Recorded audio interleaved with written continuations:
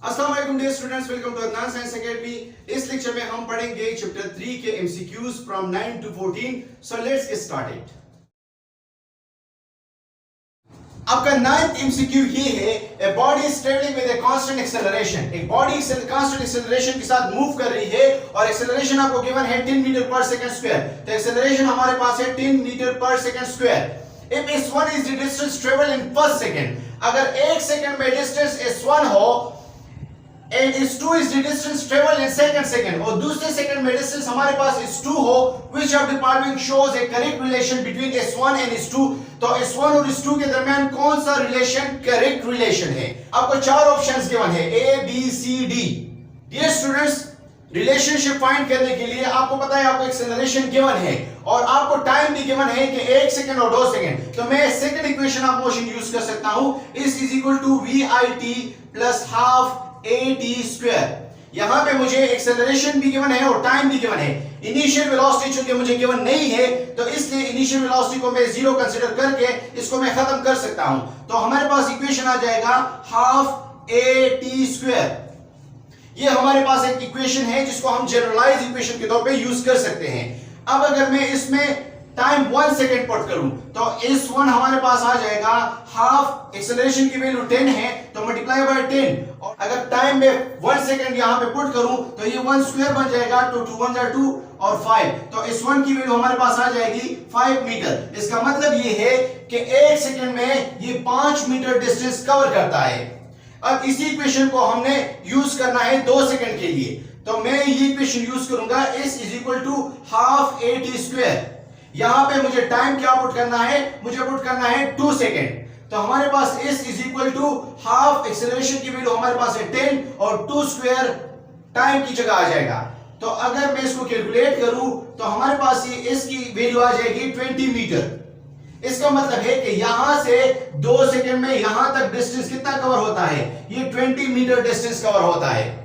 अब मुझे अगर अलग अलग s1 और s2 फाइंड करना हो तो s1 तो मैंने फाइंड किया, वो 5 मीटर है और 2 सेकंड बाद ये 20 मीटर तक पहुंचना है। तो 1 और 2 सेकंड के दरमियान ये कितना डिस्टेंस कवर करता है, 20 मीटर माइनस 5 मीटर, तो ये क्या कवर करता है, 15 मीटर। इसका मतलब ये हुआ कि s1 रेशो s2 हमारे पास क्या है, वो है 5 मीटर रेशो 15 मीटर। तो 5 1 are 5 5 3 are 15, तो हमारे पास ये आ जाएगा 1:3। 1:3 का मतलब है s1 रेशो 3:2। तो आप देखिए कि करेक्ट ऑप्शन कौन सा हो सकता है। Yes, option D is the correct option. आपका 10th एमसीक्यू ये है, during projectile motion the horizontal component of velocity changes with time, become zero, remain constant और इंक्रीजेस विद टाइम। ये मैंने आपके सामने एक प्रोजेक्टाइल मोशन ड्रॉ किया है। प्रोजेक्टाइल मोशन के बारे में आप ये बात याद रखें कि हॉरिजॉन्टल एक्सिस में एक्सेलरेशन की वैल्यू 0 होती है और वर्टिकल एक्सिस में एक्सेलरेशन की वैल्यू नेगेटिव होती है। तो अगर हॉरिजॉन्टल एक्सिस में एक्सेलरेशन की वैल्यू 0 है तो एक्सेलरेशन कब 0 होता है, उस वक्त होता है जब हमारे पास वेलोसिटी चेंज नहीं होती, वेलोसिटी कांस्टेंट होती है। उस केस में हमारे पास एक्सेलरेशन 0 होता है। तो इसका मतलब ये है कि horizontal component of the velocity it remains constant, ये इसकी वैल्यू कांस्टेंट रहती है क्योंकि इसमें एक्सेलरेशन की वैल्यू क्या होती है, वो 0 होती है। तो आपका करेक्ट ऑप्शन हुआ option C. Okay dear student, आपका एमसीक्यू नंबर 11 ये है, a projectile is thrown horizontally from a 490 metre high cliff. एक 490 मीटर हाई क्लिफ पे एक बंदा खड़ा है और वो हॉरिजॉन्टल वेलोसिटी के साथ, जिसकी वेलोसिटी क्या है 100 मीटर पर सेकंड के साथ, वो एक प्रोजेक्टाइल को हॉरिजॉन्टली फेंक देता है। The time taken by the projectile to reach the ground, ground तक पहुंचने में इस प्रोजेक्टाइल को कितना टाइम लगेगा। यहां पे मैं आपको ये बात बताता चलूं कि जो वेलोसिटी आपको गिवन है, time taken by the projectile to reach the ground, वो इस वेलोसिटी पे डिपेंड नहीं करता। चाहे आप 100 या 1000 वेलोसिटी भी दे दे, time taken by the projectile to reach the ground वो इस वेलोसिटी पे डिपेंड नहीं करता। तो time taken to reach by the projectile to reach the ground वो किन फैक्टर्स पे डिपेंड करता है। इस केस में वो इस पे डिपेंड करता है कि इस वक्त हाइट कितनी है, तो हाइट पे डिपेंड करेगा। दूसरा ग्रेविटेशन एक्सेलरेशन पे डिपेंड कर रहा है। तो इसका मतलब है कि जो 100 मीटर पर सेकंड आपको गिवन है ये एक ट्रिक है, इसका इसके साथ कोई रिलेशन नहीं है। अगर आप 100 की बजाय 1000 मीटर पर सेकंड के साथ भी हॉरिजॉन्टली इसको वेलोसिटी दे दे तो टाइम टेकन वो इफेक्टेड नहीं होगा। इसको फाइंड करने के लिए हम second equation of motion use कर सकते हैं, S is equal to VIT plus half AT square. यहां पे मैंने आपको बता दिया कि चूंकि इनिशियल वेलोसिटी का कोई किरदार नहीं है इसलिए ये टर्म हमारे पास क्या बन जाता है, जीरो बन जाता है। तो मैं इक्वेशन को लिख सकता हूं S is equal to half AT square. यहां पे चूंकि इसकी जगह हाइट है तो मैं लिख सकता हूं H is equal to half GT square. अब हाइट हमारे पास क्या है, 490 है, is equal to half 9.8 T square. तो इसके साथ मल्टीप्लाई होगा तो ये बन जाएगा 980 is equal to 9.8 T square. आप 9.8 को दोनों साइड पे डिवाइड कर दे तो ये बन जाएगा 980 डिवाइड बाय 9.8। अगर आप डिवाइड करेंगे तो आपके पास 100 आ जाएगा। आप दोनों साइड पे अंडर रूट ले ले तो आपके पास आ जाएगा 10 सेकेंड। तो इसका मतलब ये हुआ कि अगर आप 490 मीटर हाइट पे है और आप एक प्रोजेक्टाइल को फेंकते हैं तो कितना टाइम लेगा, वो टाइम डिपेंड करता है ग्रेविटेशनल एक्सेलरेशन और हाइट पे, वो इनिशियल वेलोसिटी पे डिपेंड नहीं करता। तो ये 100 वैल्यू इसलिए हम यूज नहीं करते, चाहे आपको 100 वैल्यू गिवन हो या 1000 वैल्यू गिवन हो, इट डजंट मैटर। तो 10 सेकेंड हमारे पास करेक्ट ऑप्शन क्या हुआ, हमारे पास करेक्ट ऑप्शन हुआ ऑप्शन डी। आपका 12th MCQ ये है कि a projectile is launched at 45 degree. एक प्रोजेक्टाइल को मैं 45 डिग्री पे फेंक देता हूं to the horizontal with an initial kinetic energy, और इसकी इनिशियल कुछ ना कुछ काइनेटिक एनर्जी है। काइनेटिक एनर्जी का फार्मूला आपको पता होना चाहिए। काइनेटिक एनर्जी हमारे पास बराबर है हाफ mv स्क्वायर। यहां पे आपको कहा गया है कि to the horizontal with an initial kinetic energy. तो इस केस में वेलोसिटी हमारे पास क्या है, हॉरिजॉन्टल वेलोसिटी है। तो हॉरिजॉन्टल वेलोसिटी को हम किससे रिप्रेजेंट करते हैं, Vx से, और Vx हमारे पास बराबर है v cos थीटा के। अगर हम एयर रेजिस्टेंस को नेग्लेक्ट करें तो what will be the kinetic energy of the projectile. इस प्रोजेक्टाइल की काइनेटिक एनर्जी इस पोजीशन पे हाईएस्ट पॉइंट पे काइनेटिक एनर्जी क्या होगी।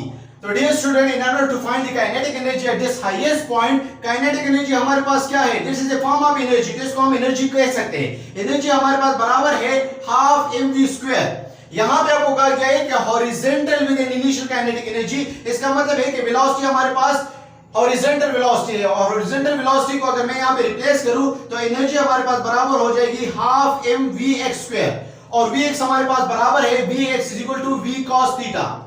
तो अगर मैं v इसकी जगह v cos थीटा पुट करूं तो e is equal to half m, और इसकी जगह अगर आप v cos थीटा पुट करें तो ये v cos theta whole square बन जाएगा।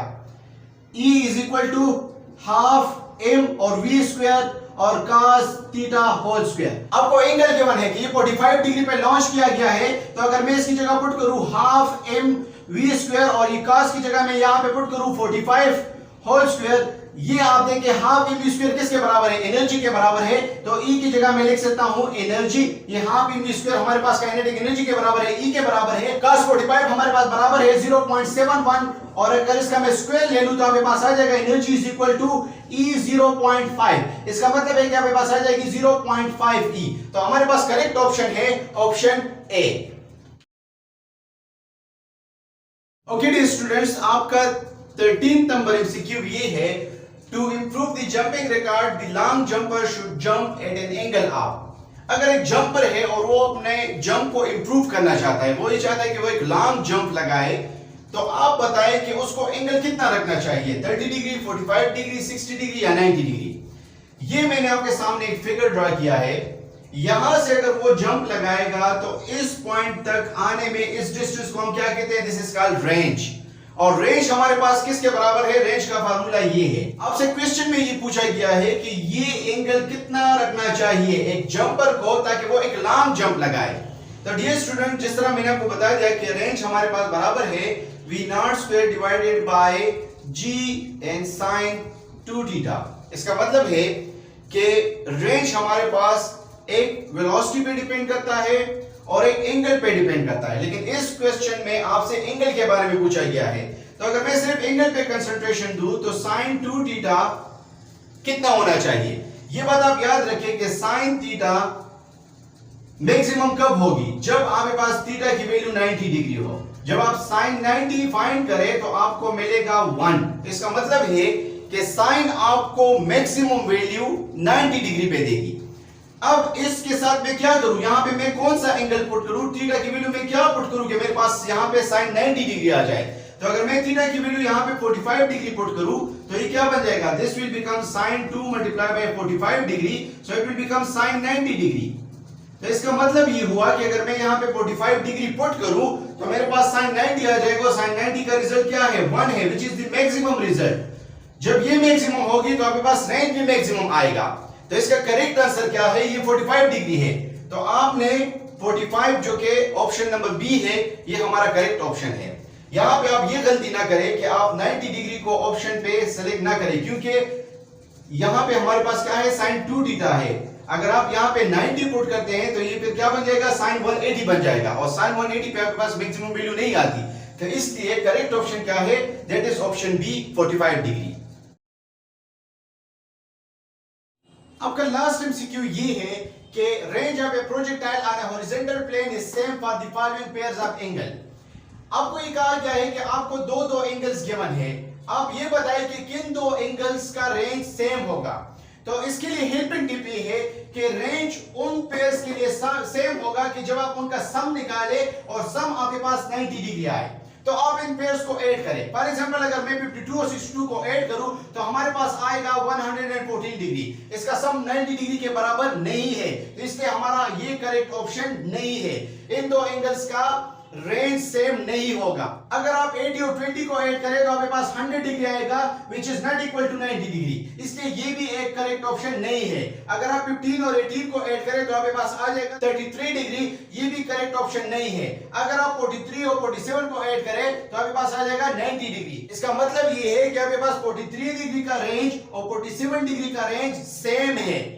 डियर स्टूडेंट, इस लेक्चर में मैंने आपको चैप्टर 3 के एमसीक्यू समझाने की कोशिश की है।